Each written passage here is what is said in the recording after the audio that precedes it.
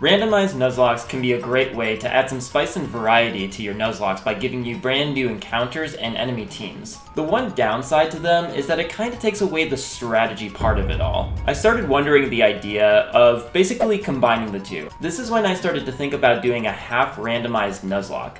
Basically, you only randomize the wild Pokémon, but keep the enemy trainers the same. Let's see what this half-randomized Nuzlocke has in store for us. Okay! Come on, Golf New York. Oh!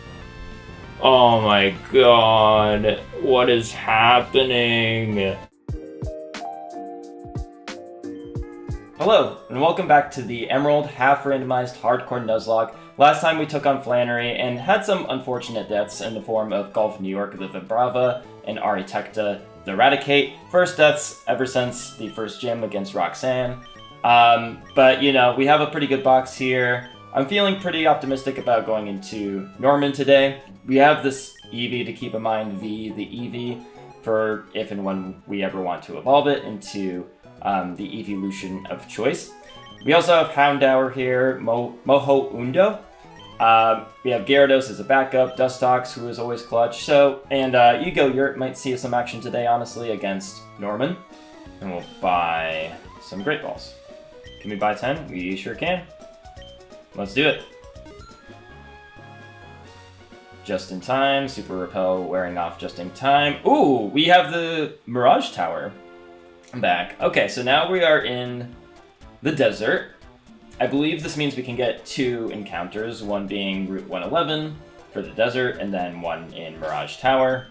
So yeah, I think we could just give this a shot and see what our encounter is. Snubble. Alright. Don't quite have the fairy typing yet, but, you know, Snubble and Gramble, pretty solid.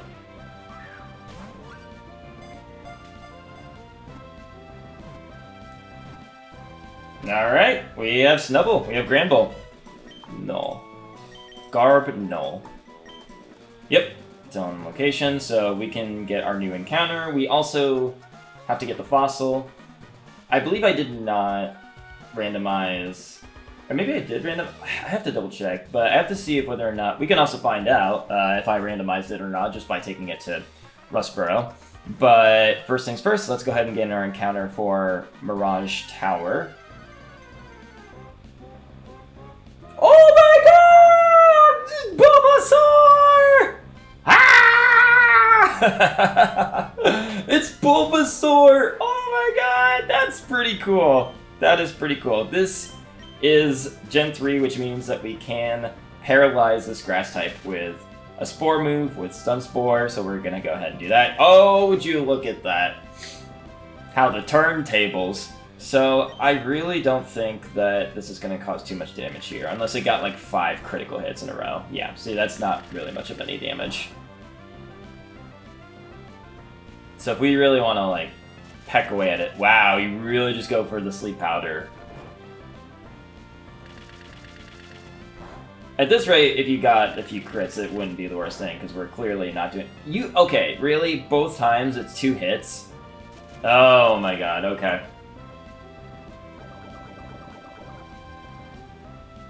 This Bulbasaur is not going down without a fight, that's for sure. Let's do a little Leech Life here.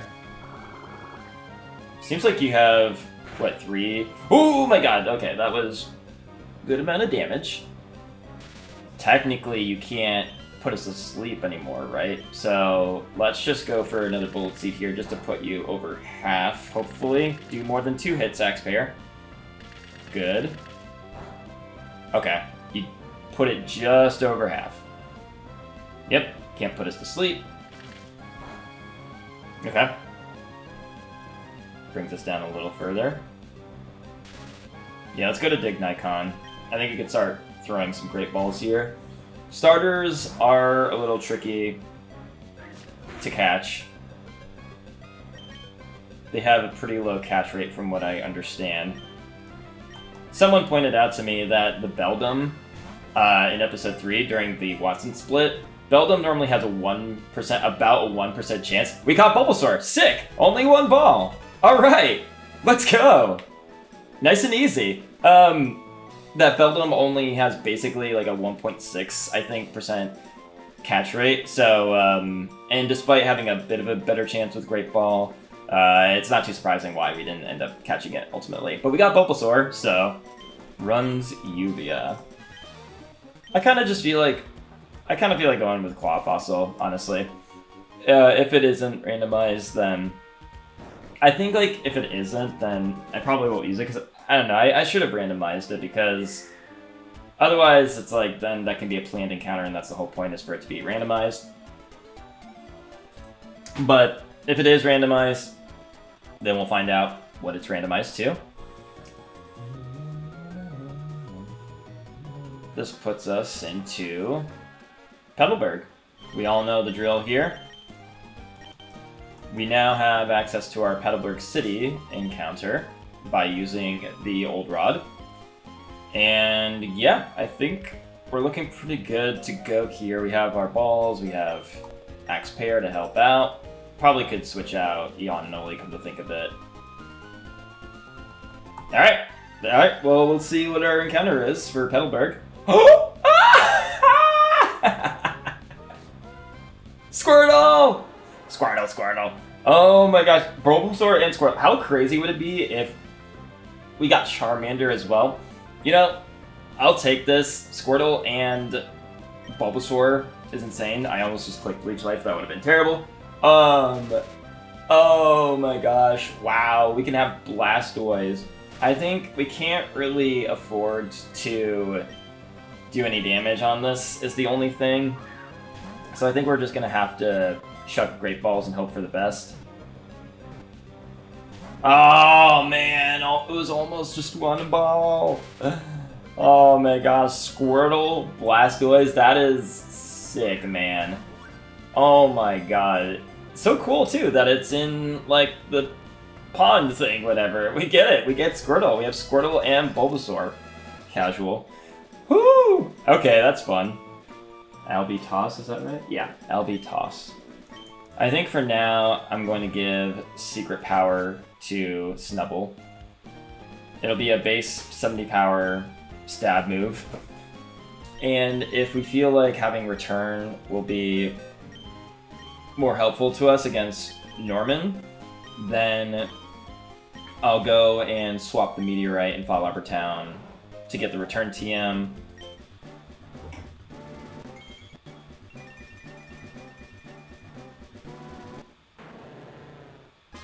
We have Garbnol, the Grand Bull. Nice. Sweet. We get a Wartortle. Alright. Speed Room.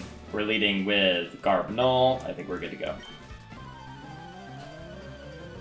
Part of the reasoning for this is that, you know, a good way to counter a Pokemon that has high speed is to already have a Pokemon that is slower, so that it's not really, that's not your main strategy, is to be outspeeding the opponent if that's not what you're doing anyway. There's probably a case to be made for Charm, but let's see how much Secret Power does here. Wow, alright Garbnol, I see you. That did nearly 20 HP damage, so that'd be 40, but like a little bit more than that with a crit, but I think we're okay here to use another Secret Power. Okay, cool. Alright, that is the Speed Room. Defense Room.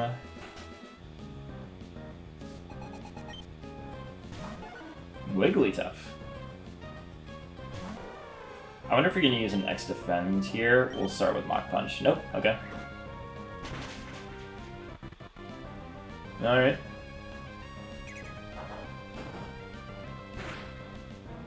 Oh man, it definitely would have killed with a crit. Wow. Well, good thing we have priority Mach Punch.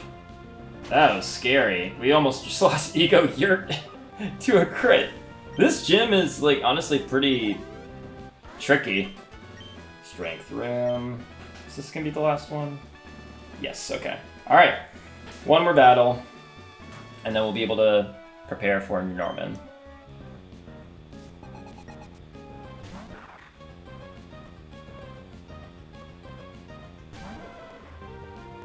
This Zangoose can wreak havoc if you're not ready for it. So we just got one Intimidate off. We're gonna go to Garbnull for another Intimidate. Yeah, getting Snubbull honestly is... Oh my god. Alright, well, that was to be expected. Yeah, getting Snubbull and Granbull is honestly pretty nice for this. So I think I need to go to someone with a high defense. I kind of want to go to... There's a part of me that wants to go to Axe Pear to see if we can proc the Effect Spore. I don't think there's any harm in going to Axe Pear here, just to see.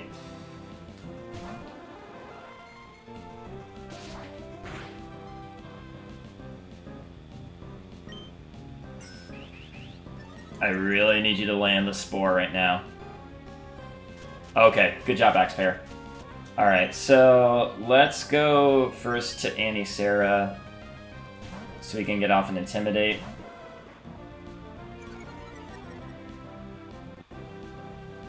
I should have gone to Garbnull first, come to think of it. I want to go for Flamethrower here. Makes sense that you're faster.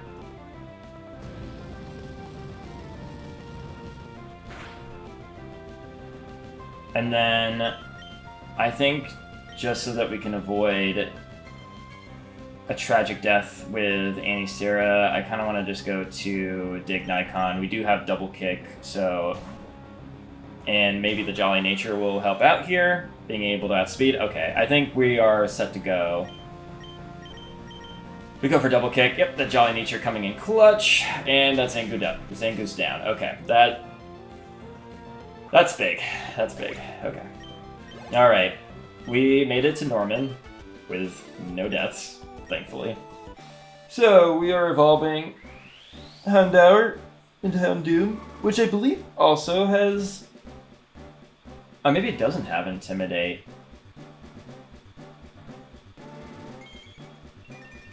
Oh, you don't have Intimidate. Early Bird or Flash Fire. Okay, that's fine. Houndoom is sick, man. This is so cool. Ah, it's so cute. Ivysaur! Let's go! Okay, so I think what I'm gonna do here is we need to go up to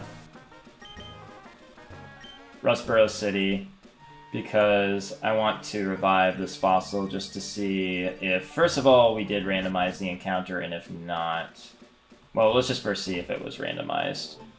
Alright, so let's see what happened with our fossil here. Oh, we did randomize it, and it got randomized to Gulpin. I don't know if that's necessarily gonna help us right now. Slow. Alright, so we are in Fall Arbor Town.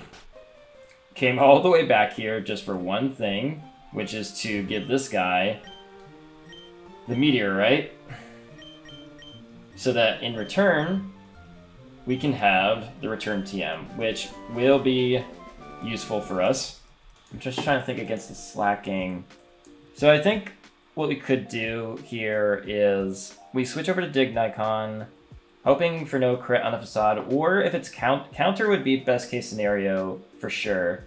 And in fact, I think if we have our Granbull, then like if Granbull is out when slacking comes in, I think there's a good chance that it could go for counter, or it could be Norman can swap into slacking because of the counter and then maybe even use the counter. But if it crits with Facade and unfortunately kills Dignicon, then we could go over to Dugtrio, which then it'll be slower than the slacking, or at least presumably it'll be slower than the slacking. It should be, according to these calculations. Yeah, so I think then if we have Granbull, Annie Sarah for the Intimidate support, and then we have Dignicon, Dugtrio, and Dustox all as counters to slacking in particular. So we have three options for slacking, and hopefully that'll be enough. Okay! Norman leads with Spinda. We lead with Garbnull the Gramble. Get off the Intimidate. Probably doesn't mean too much because Spinda has Psybeam and Teeter Dance, which is probably one of the two things it's going to go for, but we're going to go for Return. Goes for Teeter Dance. I honestly kind of forgot about the fact that Spinda is faster than Garbnull. I don't know why I assumed that Garbnull was faster. And it's going to come to bite us in the arse. I don't want to risk more confusion damage. We're already confused, so I think we can honestly go over to... I want to keep Annie-Sarah healthy is the only thing. Same with Dignikon. I wonder if we just keep Garbnull. It's too risky. I think we have to go to Annie-Sarah.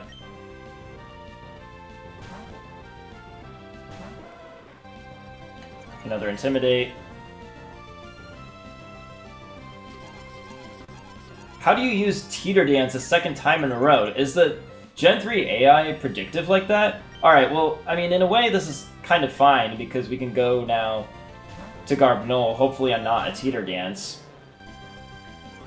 But it doesn't even matter, because we don't outspeed it. Okay, you go for the Psybeam.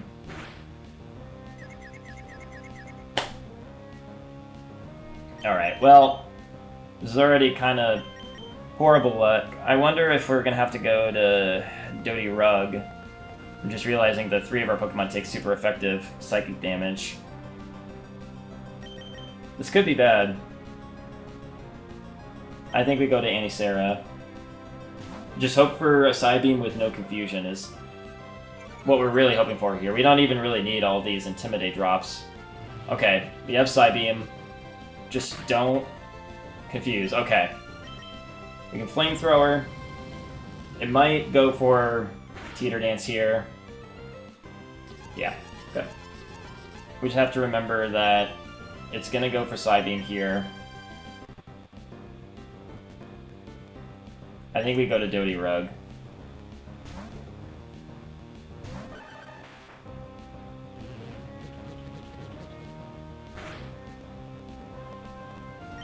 I'm going to go for Dick here.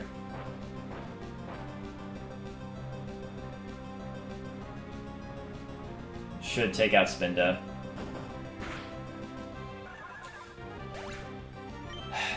The mistake I made was thinking that Gramble was going to outspeed the Spinda, but I know the Gramble is honestly very slow. So that was my mistake. I'm glad we were able to steer out of that and take care of the Spinda, but now we have to deal with this Vigoroth. I think we just go to Garbnull here.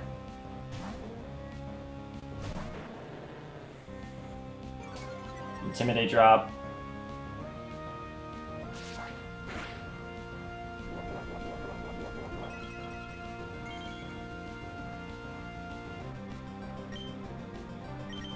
This is obviously risky, but I think I just have to go for... Okay. That was nearly 20. A crit will definitely kill Garbnull. I think we just go for Return here. I'm predicting that he's going to go for Hyper Potion. Yep. Okay. That's good.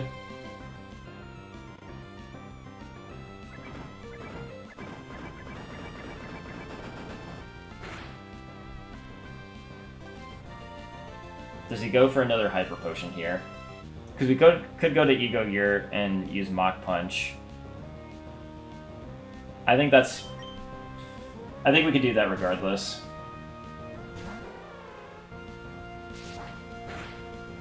Okay, so we just Mach Punch.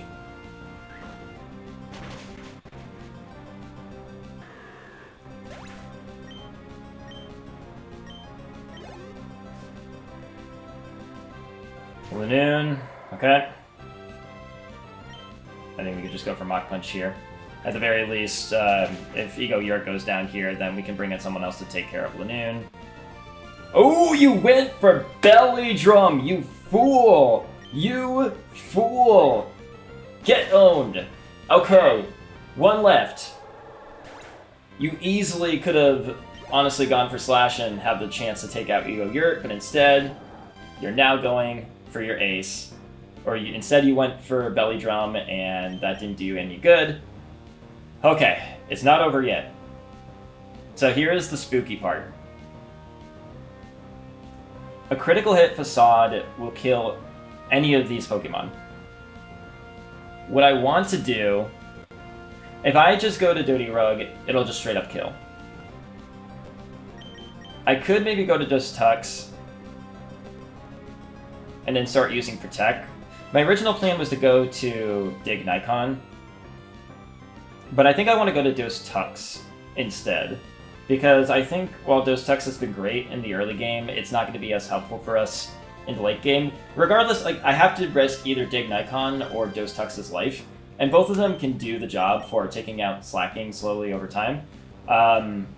But I figure if there's a way to go about this, that it would make more sense to risk Dostux first and then Dig Nikon, because they both are doing the same job, and one of them might go down to a critical hit Facade. So I think we're going to go over to Dostux here. All that needs to happen is for Facade to not crit. If anything else happens, Dostux will live.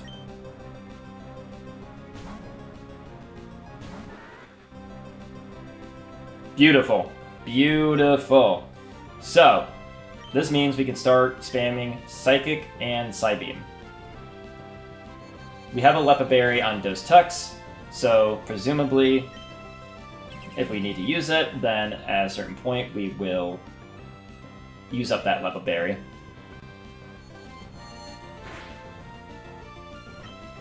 Oh! Oh my god! Oh, I blanked! I totally just button mashed there and went for a Psychic instead. But okay, it's gonna loaf now, which means that we can go for Moonlight. That's a good thing that I kept Moonlight. Loafs.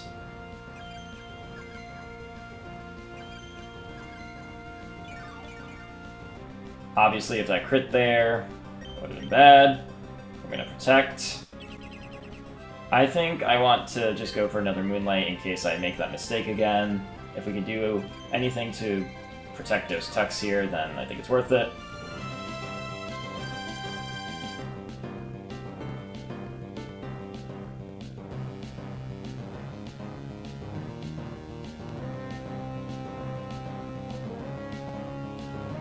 I forget if Norman has a third Hyper Potion. Nope. Alright. So it'll either be this Psybeam or the next. One more, we'll do it. And that is Norman defeated with a critical hit, deathless. Oh my god. I was honestly feeling really nervous against that Spinda. That was my mistake, was thinking that Granbull was faster. I just assumed, but I didn't actually look at the numbers. That was just a complete oversight. Because I assumed that I was going to outspeed and use Return to take it out, or, you know, at least bring it into the red.